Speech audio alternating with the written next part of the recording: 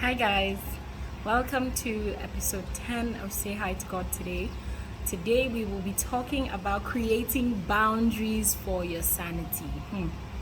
I think that many of us in this 21st century have really actually come to just understand that a lot of people don't understand, keeping boundaries or respecting boundaries. So that's making boundaries for yourself and then respecting other people's boundaries. People take things very personally.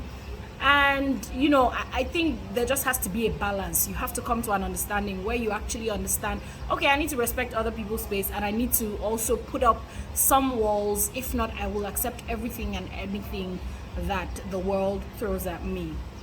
So the issue here is that some people, for them, they want too much personal space, and then for some people, they don't even understand personal space at all. Like, they're all up in your space all of the time. And there just has to be some kind of balance. You need to be able to sift out things that are not beneficial to your life, especially in your spiritual life, because there are a lot of things that people say it's difficult to be a Christian, but the reality is I think God has equipped us already. We just need to focus on actually trying and hoping and understanding those easier ways to do things to make our lives easier and to make us follow God better.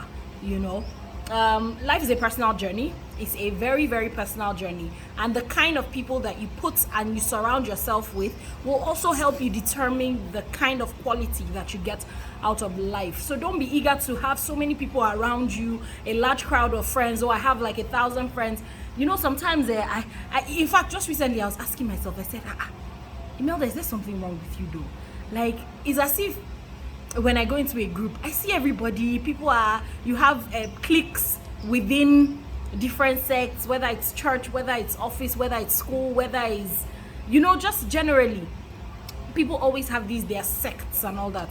And Imelda kind of like just doesn't fit into any of these places. I'm kind of like for everybody, but for nobody. I don't know how to explain it, but I'm not asking myself, is it that I'm antisocial? Is it that I'm too proud? Is it that, like, what is it really? So if you know, please let me know, because I don't know. A lot of people used to tell me that they thought I was a snob. I don't know if people still think.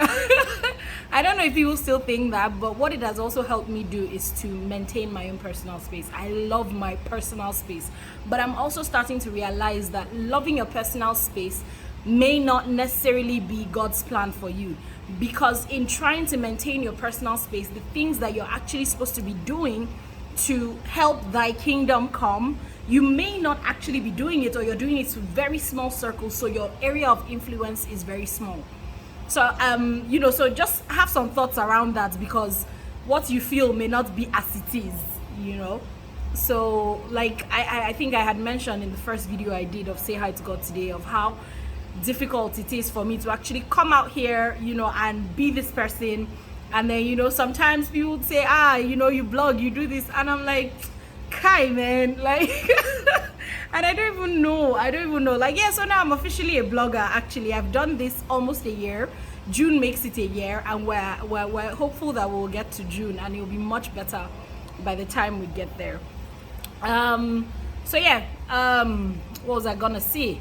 So yeah, recently, actually, about personal space and boundaries, there's a friend of mine. I've always known she has boundaries. So the way I relate with her is also, I also try to relate with her in accordance to how she expects us to relate with her. Okay, so I sent her something, one of all these church programs. Yeah, I'm now that person. So I sent her one of these church programs, like, hey, try and attend if you can. I think it'll be beneficial, blah, blah, blah. And she sent me a message basically saying, no, don't send me stuff like that, and all that. And at first, it took me a second to be like, Chai, I'm actually just trying to help. But at the same time, I kind of understood that you have to put up certain boundaries. It's like how some people send me their own church stuff. I may not want to listen to your own church stuff. That's just the truth. Do you understand? And you need to understand that. So her own point was, she's already on her own journey and may not require that thing I'm sending to her. It can be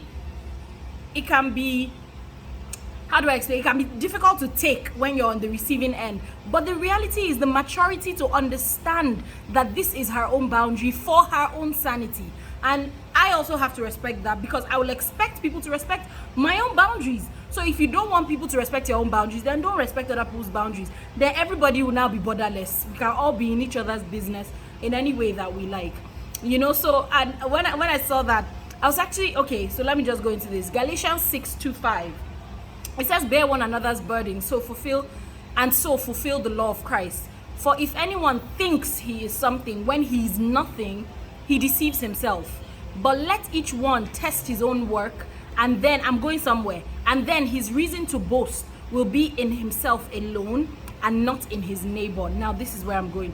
For each will have to bear his own load. Now, like I said, it is a personal journey. As much as this same verse says, bear one another's burdens, it is still a personal journey. It is your own load. Nobody's going to come and carry your load for you. You can have support, but the load is your responsibility, and how you choose to deal with it, how you choose to be smart about it, determines your sanity in this life. Now, I think I'm just going to go into maintaining healthy boundaries. And the funniest thing about this is that most of the verses I was finding about boundaries in the Bible kept talking about, the physical boundaries, as in like maybe land boundaries, maybe countries, maybe family inheritance and stuff like that. But then I was not thinking, all this my gist, I want to gist to people about boundaries now. How do I now say God now said that it should be like this if I don't have the verses?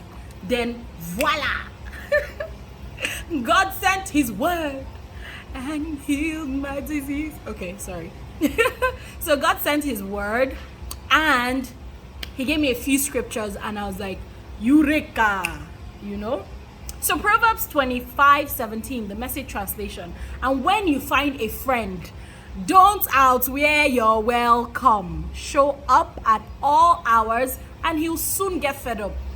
So I find this funny because when we were younger, my parents used to do this thing where they'll say, when you go to your friend's house, don't stay more than this amount of hours, don't stay more than... And I'm like, what's your own now? Me and my friend, we're enjoying ourselves. You will now say in the next, like, maybe 1 hour, make sure you're home, all those type of things. And I'm like, is it a curfew thing? Is it you just don't want us to go out? You're just not happy when we are having fun, or, stuff like that. And I'm like, all these old people self. But guess what? Now I'm the one telling my son these things, because I now understand that when you go into a place and then you make yourself over available to them, it's like they say, over familiarity breeds contempt. Okay, I think this is exactly what that scripture is just talking about. Don't go to somebody's house and then stay, overstay. I'm also of the opinion, if in any situation you actually have to stay, then please ensure that you're adding value to that relationship, or your presence is adding value rather than taking away value from that environment where you are. Now, the second scripture I'm going to talk about is Ephesians 2:4. Fathers, do not provoke your children to anger by the way you treat them. Rather, bring them up with discipline and instruction that comes from the Lord. So now I think this is basically talking about downward understanding of how you relate or create boundaries. It's talking about, I don't believe that this scripture is only referring to fathers in the world. I think it's talking about authorities that may be above you. So I think this would apply to authorities above you. Like, it could be your father, it could be your bosses, it could be your spiritual fathers, it could be your uncles, aunties, it could be government officials. But the idea is, do not provoke others to then disrespect you. Okay, so even as someone who has authority over another person, you have to make sure that you're also in a place where you respect yourself so that other people will respect you. Sure, you understand? Now, so don't make inappropriate demands. We all have to learn to wisely, calmly, and firmly say no to unwanted, inappropriate demands or behaviors. Okay, so if a person is encroaching intentionally and unintentionally, you need to be able to tell them, okay, I don't like this, I like this, okay, stop, okay, continue. Now, the third one is Colossians 4:6. Let your speech always be gracious, seasoned with salt, so that you may know how you ought to answer each person. See, when I say the Bible is sweet, there are some things, this verse, for me, this verse is just class. Like, when I mean here, class, you ought to go, my Igbo brothers and sisters, sure you are understanding me. Okay, so yeah, I think it's a very classy verse, and basically it's explaining to us that you should always talk with so much grace, and and also speak to people in different sects of your life in different ways. You don't speak to everybody in the same way. It's like how, I'm not saying disrespect people or overly respect people, but you can't speak to the president the same way you speak to your sister or your brother or your friend.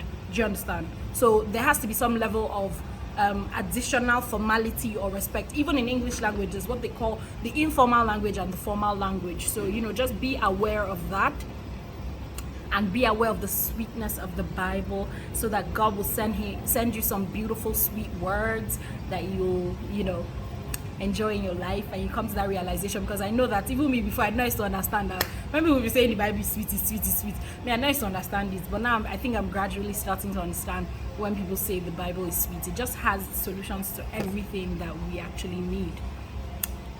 So my fourth scripture is Galatians 5:13. For you have been called to live in freedom, my brothers and sisters, but don't use your freedom to satisfy your sinful nature.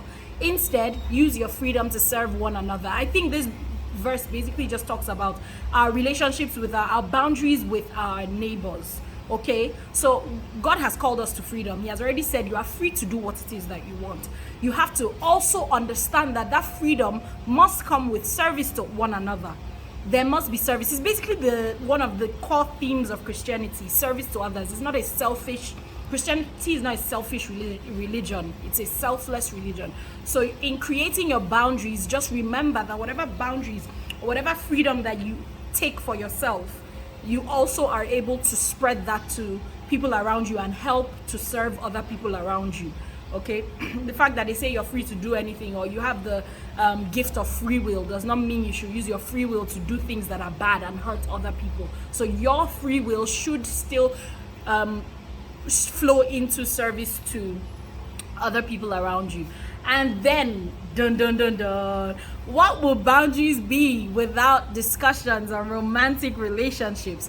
So Songs of Solomon, Solomon is the PhD holder of women affairs, and he has said to us in chapter 8 verse 4 that, promise me, O women of Jerusalem, not to awaken love until the time is right. So I heard someone preach about this particular verse, and it kind of just occurred to me that a lot of people actually believe that in relationships, whether sex happens or not is largely dependent on the woman. I think I kind of believe that too.